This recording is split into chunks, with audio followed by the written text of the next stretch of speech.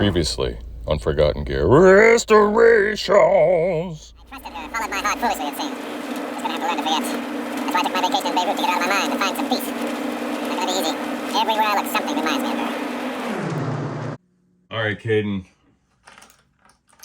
What's going on, my man? I hope all's well. And, man, I hope I didn't freak your dad out with the tone of that last video. That was late at night.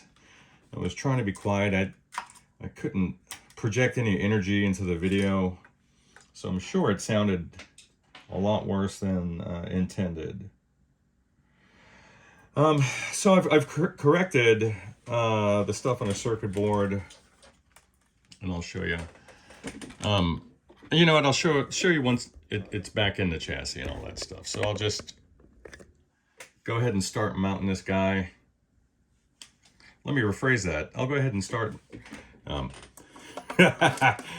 I'll go ahead and reinstall the circuit board. That's what I'll do. We're not mounting anybody here at Forgotten Gear. Oh no. No, we're not. At least not on a Monday morning.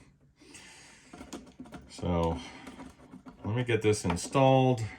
I don't know if this is of any interest to anyone, so I'll just cut the feed here and get this thing going. Bye.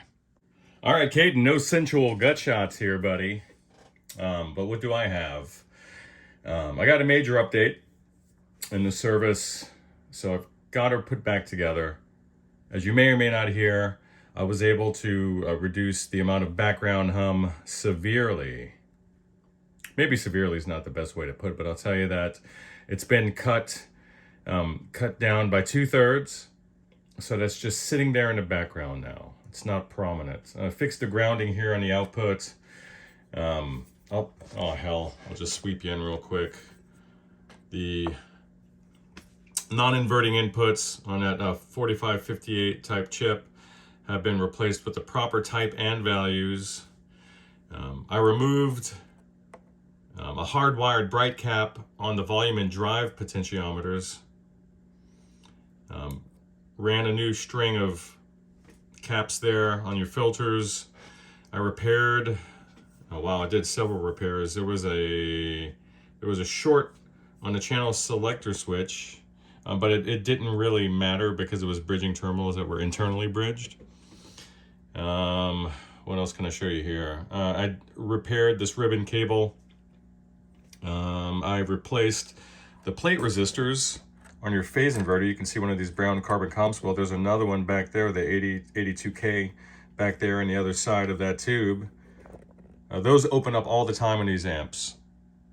I've just done a little bit of lead dress work there during reassembly.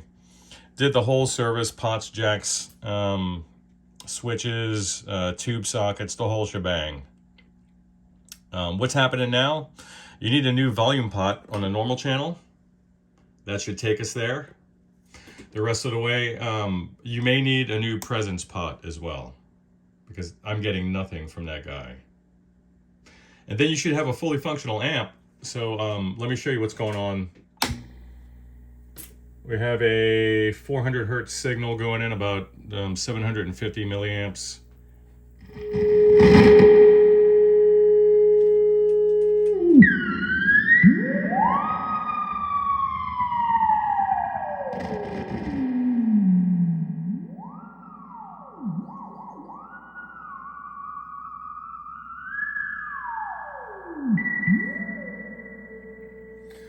All right.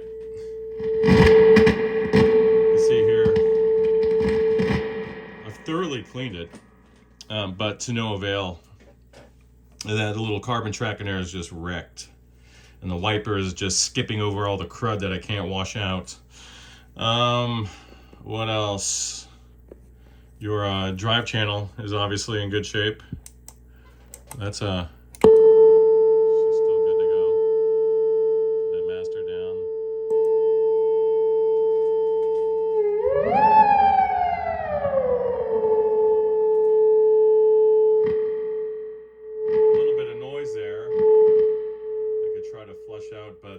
by and large, these pots These pots have seen better days. There's probably 3 pots that are going to have a little bit of noise left in them.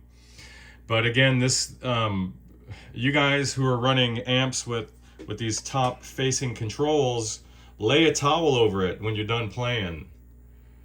24/7, there's environmental contaminants that are somehow working their way in underneath the knobs and then into these pots, and then obviously through little air gaps in the back panel into the chassis, and just wreaking havoc.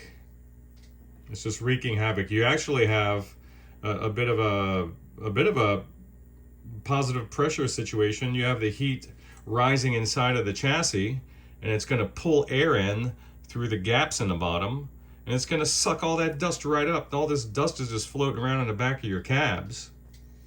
But the least you can do, besides vacuuming your house, the least you can do is to throw a towel over this, or a cover, if you have a cover.